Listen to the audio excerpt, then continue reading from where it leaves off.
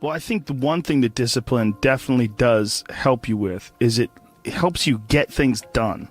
And when you get things done, when you actually do things, you have more success. If you have more success, and sometimes a big part of success is just not being fucking lazy and just doing it. Yeah. That's like 90% of it is just showing up. Get there and start working. Like, you're not going to feel perfect every day. If I only worked out when I felt good, I'd be a fat fuck. Because there's a lot of days I don't want to do it. It's pretty much the same with everybody that actually gets good at something. There's got to be those days you push through. And they're probably going to be more numerous than the days you don't. And so the benefit of discipline in my eyes has always been that through discipline I get things done. Yeah. I always say that I'm like the most lazy, disciplined person I know, because I don't want to do it. Yeah. But I always do.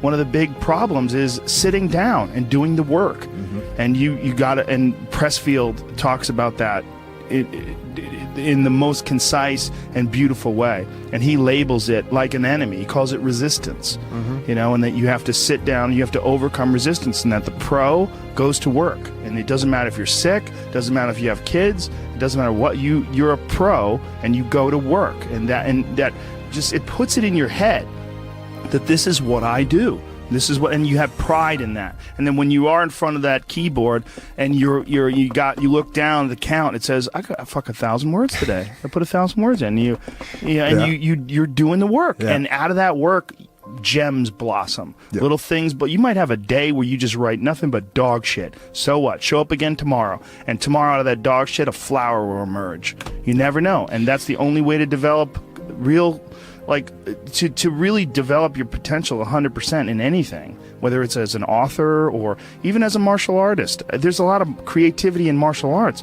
To be a great striker, you have to be creative, because you have to develop patterns or execute patterns that aren't going to be perceived. This idea that life is hard, something you're supposed to shield from them, it's so silly. And, I've had this conversation with my friends, because everybody that I know that's interesting had a fucked up life. But now we have kids, and the last thing we want is our kids to have a fucked up life. So we put our kids in these good schools, we live in these nice neighborhoods, everybody eats healthy, and there's no fucking domestic violence, and everybody seems, it's so different than all of our lives. And we were talking about it. Me and Brian Callen were actually talking about it. Like, look, we all had fucked up childhoods, and everybody we know had fucked up childhoods. And they're all interesting, but I don't want my kids to be boring, but I also want them to be safe. So it's like, how do you approach that? I mean, I think you get involved. This is what I've chosen to do, is get my kids involved in martial arts and give them the opportunity to pursue difficult things, and understanding that through pursuing these difficult things, like in accomplishing stuff, like you learn something about yourself. You learn that you have this ability inside of you to overcome. Get obsessed with life improvement. Find things that you enjoy doing that are difficult, do them, and get better at them. It seems so simplistic. It seems like a ridiculous, idealistic point of view, but it's effective. Well, you need some amount of pride and some amount of ego to get good at things in the first place, because it's such a counterintuitive notion, because you have to have a belief in yourself. You have to be able, like when you start out at jiu-jitsu, you're a white belt. Like, I remember being a white belt and being like, oh my God, I am fucking never going to get good at this. I'm going to suck forever.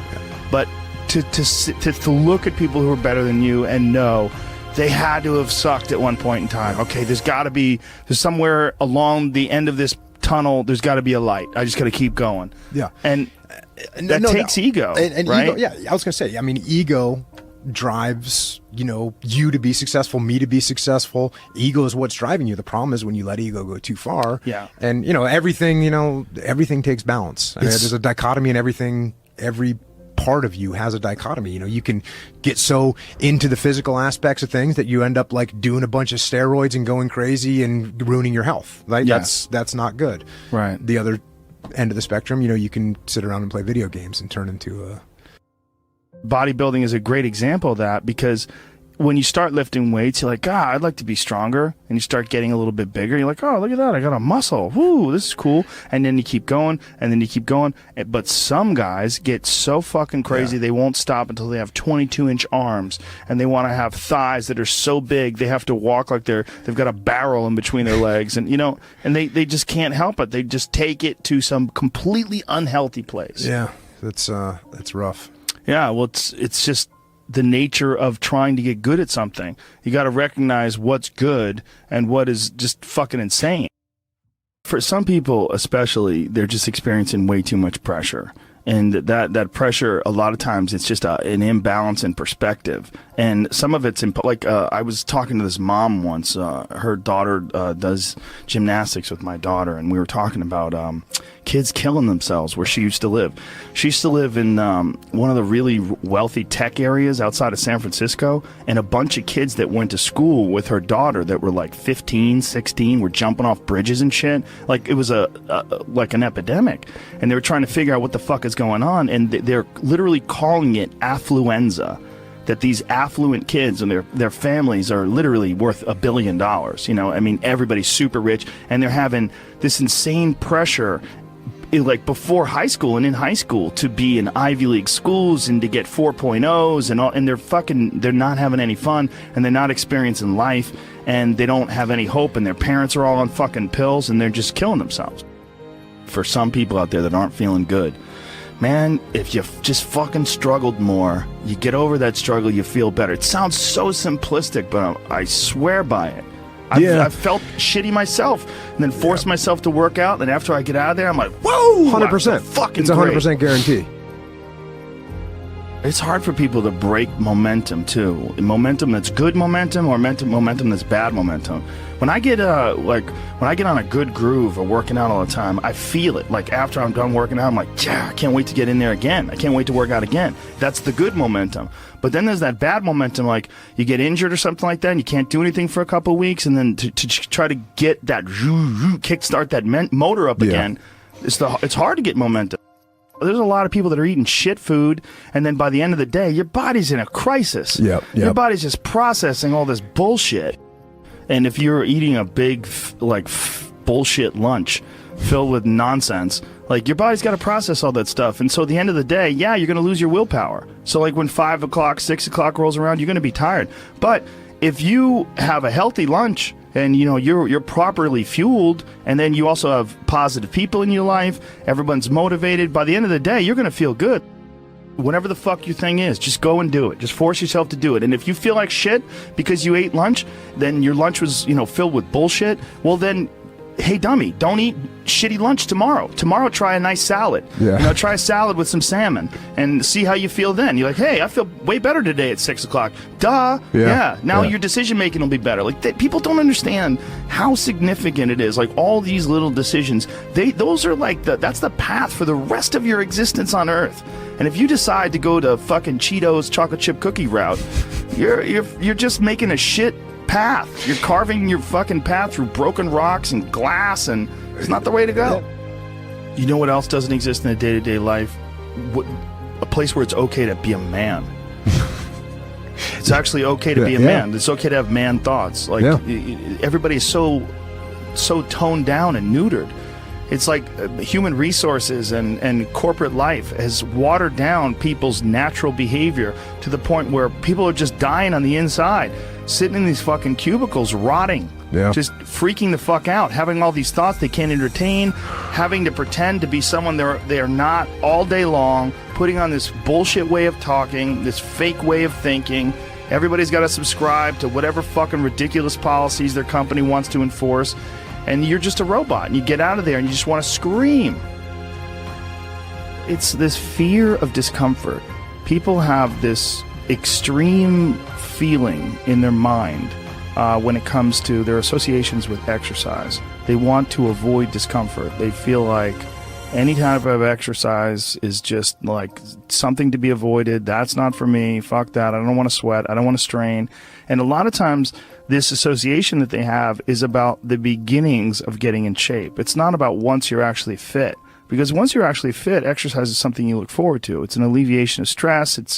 it feels great. Like if I can't get a workout in, I look at my schedule. I go, oh shit, I don't have any time for a workout, which means I'm not going to get that good feeling.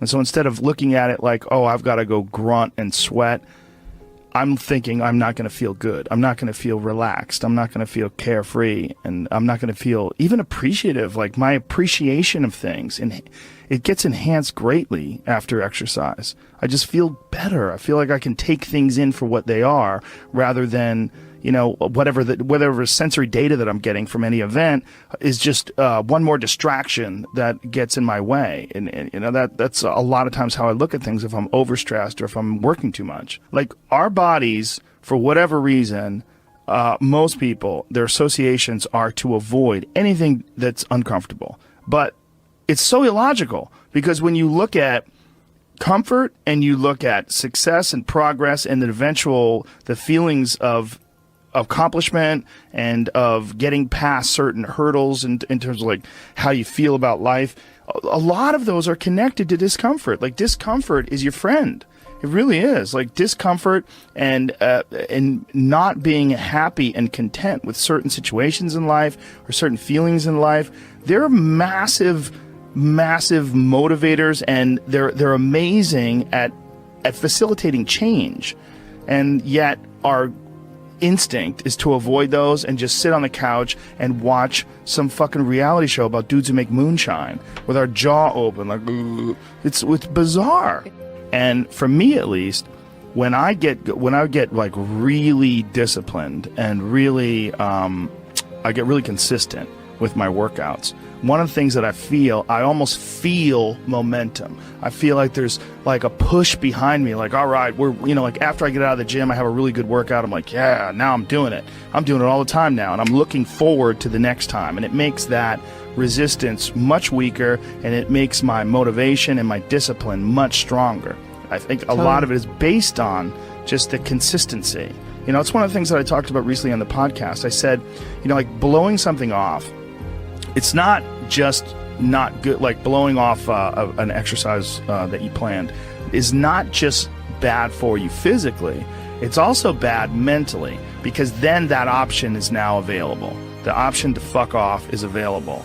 And you did it before, and you're probably going to do it again, and you'll get mediocre results, not just in that aspect of your life, but maybe in all aspects of your life. Because I think that option to fuck off, when you embrace it, that is a pathway that you might choose when it comes to dealing with conflict in your personal life, dealing with business decisions, dealing with career decisions, like an uncomfortable decision that you might be faced with, where you need to make a change as far as like what your pathway is in life, but you don't do it. Instead, you fuck off.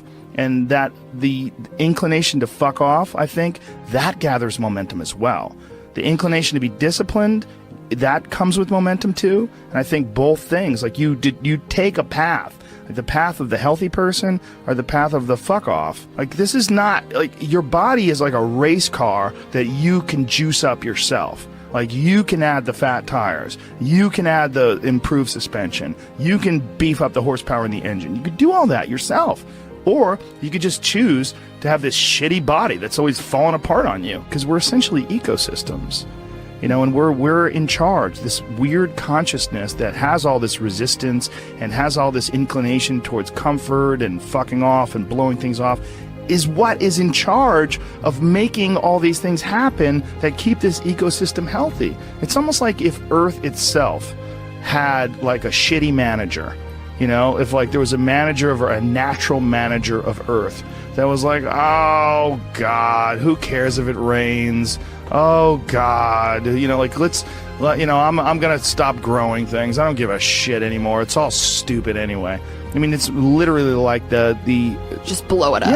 Yeah. Fuck it. Let's just kill all the life. It's all gonna die eventually. I mean, the sun only lasts 7 billion years. You see, that is the perspective a lot of people take with aging, where it's like, well, you're gonna die, you're gonna age, you can't stop aging, and it's like, yes, you're right, but that's not the point. The point is to age better. Like, that's the point. The point is to increase your health span, you know, and that is, we know is possible. Like that can, there's some of these like centenarians and super centenarians I've seen that are like over 100 years old, and they're like riding bikes and racing, and it's like they're old. They are very old. But they're experiencing a very good quality of life. Yeah. And they're experiencing a quality of life that these other people that don't exercise feel, they physically feel their own body diminishing, and they just feel it's inevitable. It is what it is. You're wasting your time. You're out there running around. But no, we're not, because this experience right now, it's not like no one's under the illusion that you're going to live forever, but you are enhancing the experience that you're currently involved in right now. And you are alive. Right. You are alive. You do experience this life. But do you experience this life optimally? Is it as enjoyable as it can be? And we all know that there's a spectrum for that enjoyability. Like, we've all had times in our life where it's not been so great. And then times in our life where everything came together and like, what a fucking great day. Woo!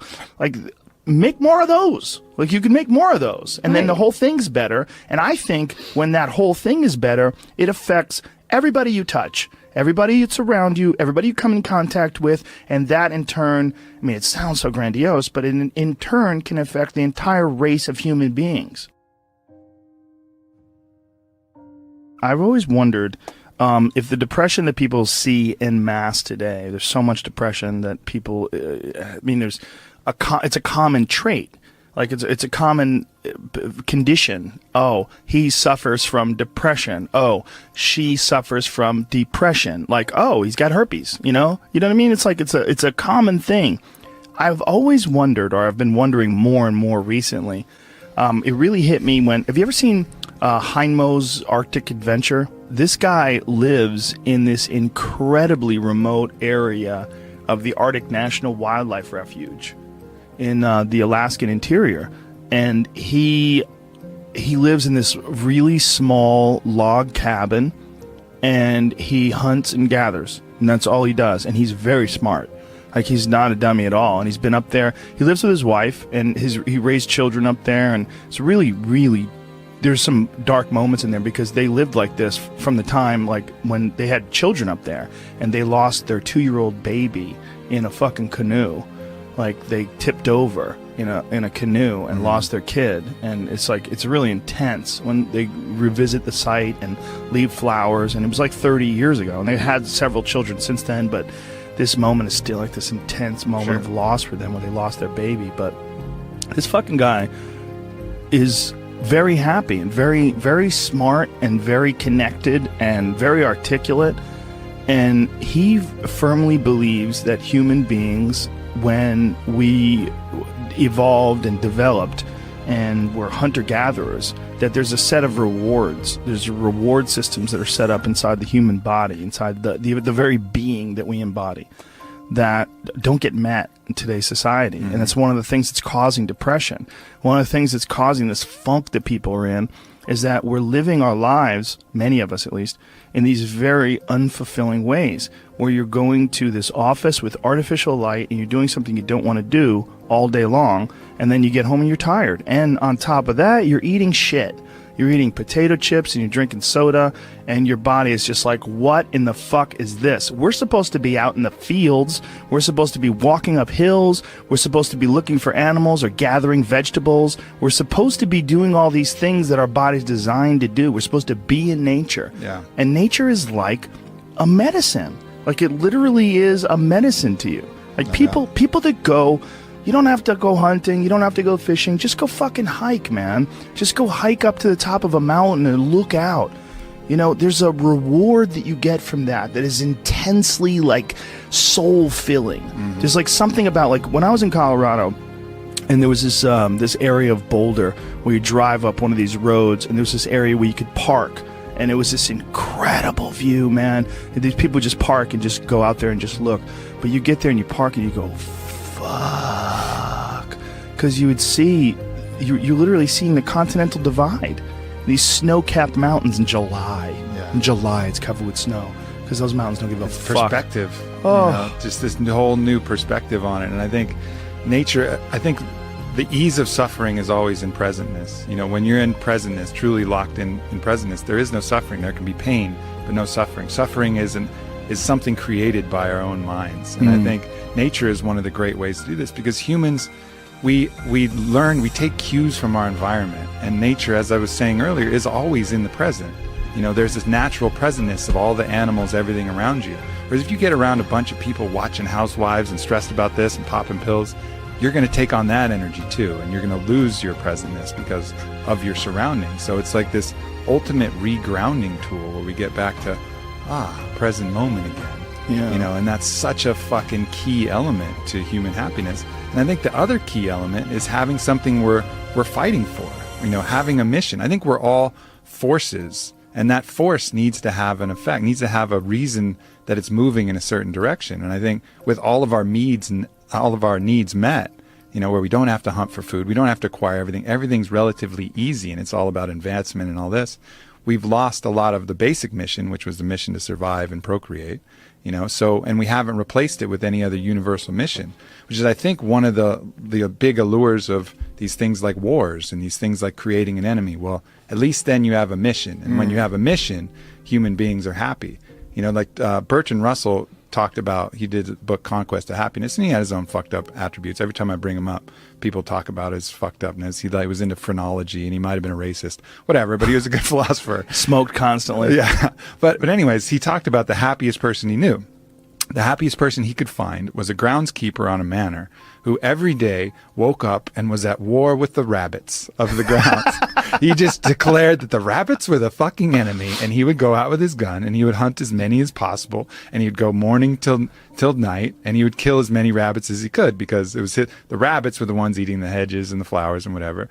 So he basically made the rabbits his enemy and struck out every single day to kill as many rabbits as possible. And that dude, according to Bertrand Russell, was happy as fuck. He had a task. He had a task. He had a purpose. You know, he had a mission. My mission is to destroy the rabbits. I used to have a dog like that. Yeah? I had the happiest dog ever. His name was Frank Sinatra. And he was a pit bull that all he lived for was killing lizards.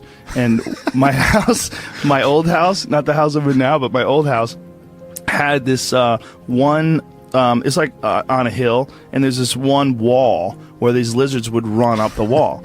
And so Frank, I would literally let him out in the morning, and he would fucking bolt out that door. It's like, time to go to war. Like, and he would run and go look for these lizards. And he would stand there, like, Eddie Bravo would just watch it and marvel. He'd be like, fuck, man, this dog does this every day. This dog does this every day. I go, this is what he loves to do. And he would go there, and he would have his paws on the wall. And he would, and he would go crazy, and he would jump up and try to grab a lizard, and occasionally he would get one. And he'd be like, fuck yeah. And he would get one, and he would go looking for another one. He would go, and it was a pretty big yard. So he would go wandering around the yard looking for anything else that fucked up, anything else that was slipping. There was constantly, unfortunately, twice I had to take him to the hospital because he got bit by rattlesnakes. Because rattlesnakes were slipping too, apparently. He killed the rattlesnakes, but the rattlesnakes fucked him up. Yeah. He had like a water balloon growing out of the side of his head. Both of my dogs. By the way, that's a real problem if you don't have the money to pay for the serum. It's super expensive. It was several $1,000s to treat them for this rattlesnake venom, anti-venom shit. It's like, I was like, man, what if I was poor?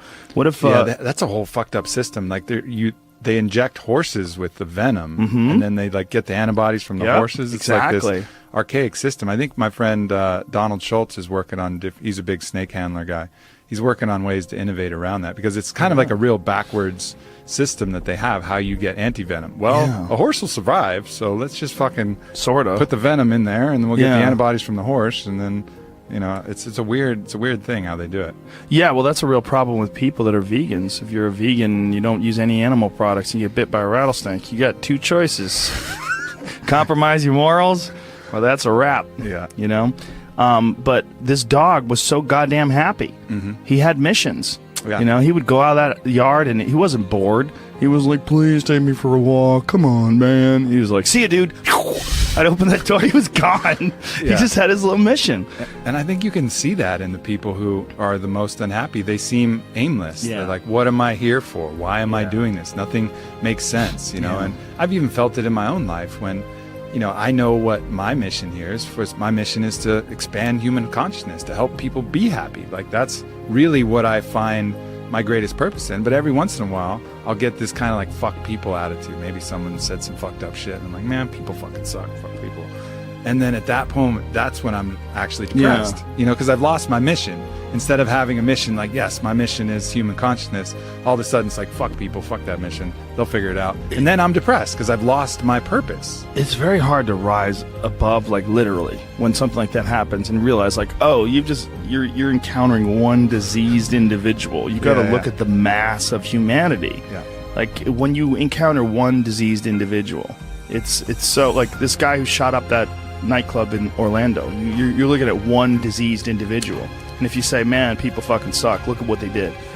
Well, look at how many people that are responding with rainbows on their Twitter pages and love and all the best wishes to those folks that got killed and all their... I mean, I was looking at this guy's page who's an animal lover who was organizing people to go to the homes of the victims and see if they have pets that are trapped. You know, there's beautiful people out there. Yeah. There's a lot. There's more beautiful people. This is without a doubt not just the safest, the easiest. This is the happiest time in terms of like being able to like reach out and send love to people and have people send love to you.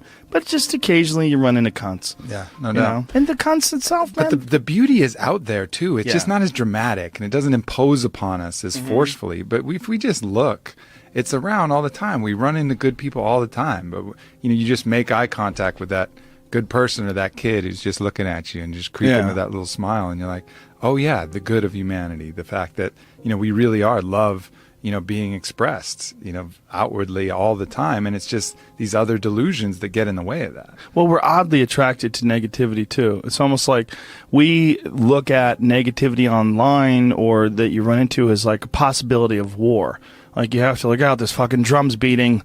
God damn it, there's an army on the background. They're coming. But, you know, it's like this real impulse to sort of batten down the hatches. When really it's just some fucking 36-year-old loser sitting in his parents' basement, you know, farting and smelling his own farts and angry online. I mean, that's really what a lot of you're dealing with. You're dealing with, like, really sick people. Like, people that have just, for whatever reason... They've not found their path. They've not found any happiness. They've not found any fulfillment. They haven't found any growth. They're just stifled or rotten in some sort of a weird way. It just hasn't really worked for them. Yeah. And so they're lashing out. They're lashing out at the world. And you run into one of those, and you're like, people suck. Yeah, and that's the initial response, and then the more conscious response is to look at them and have compassion for that person. Yeah, you know, that's hard to do, right? That is hard to do, and our system isn't based upon that. Even if you look at the U.S. penal system, it's very much about punishment. Whereas if you watch that documentary that Michael Moore did, Who to Invade Nest, where they go to Norway, they have a whole different idea of what the penal system is for. It's about restoring human dignity and cultivating, you know, a change, really making change in the person. It's not about punishment. It's about actually changing that individual so he doesn't do it again. And then you look at the recidivism rates between our prisons and Norway's prisons, and they're just dramatically different. That impulse to punish immediately, you know, is not the healthiest impulse. That's just going to create more issues down the road. You're not rehabilitating anybody. You're just taking even more broken people and putting them out in the world and hoping they're not going to do the broken things. Well, it's not going to fucking work. You know, the right impulse is always that compassion and looking to see, as if that was you, how all of these fucked up elements of the world and choices. I'm not overriding the fact that they had choices in all this. They're not free of guilt. But look at that like this is the person that just made some bad choices and had some tough shit to deal with and couldn't overcome it. The resistance in the video game was higher than his skill set, and he wasn't able to choose to work and choose to the positive elements that would allow him to overcome it. You know, yeah, see that. It's also Norway's dealing with far fewer people. That's true. You know, and that's a good thing for them. And it's also they don't have that conquerors mentality that we have. So we're so wrapped up in success and also in punishment. I mean, that is a big aspect of our culture, like punishment. And I mean, like when anybody does anything wrong online, the amount of people that feel like it's their job to shame that person and embarrass that person and insult that person, it's pretty crazy to watch when something goes down. It's all so counterproductive, you know, and I see that in the people shaming people for appropriation, right? So let's say, for example, someone wears a headdress at a fucking festival, right? They're probably they're not doing it to mock the Native Americans, most likely. course. It's probably like a mild appreciation and interest. I think this looks cool. I'm in a place, and and then all of a sudden they get all this intense hate and shame and putting all of this stuff, all of these intentions on them that weren't true. Again, going back to my point about morality, it's not about the act, it's about the intentions of the act. But right now we make it all about the act. Oh, you wore this headdress, that means you're insulting thousands of years of Native Americans, you're oppressing, you're appropriating. Like, no, I fucking wasn't. I was wearing a fucking headdress. But then all of a sudden that imprint will create trauma, and that trauma will have a poisonous impact that will make them feel weird and make them want to do that to other people. So it's like you're injecting someone with a hate virus, that they're going to then pass on to other people rather than doing the opposite, spreading the love herpes, where it's this contagious positivity that goes the other way. And we have those choices with how to deal with people, but more often than not, we come with this thing to punish and create more trauma, which triggers their own self-judge and their own self-hate, lowers their own self-love, and then they're going to pass that off to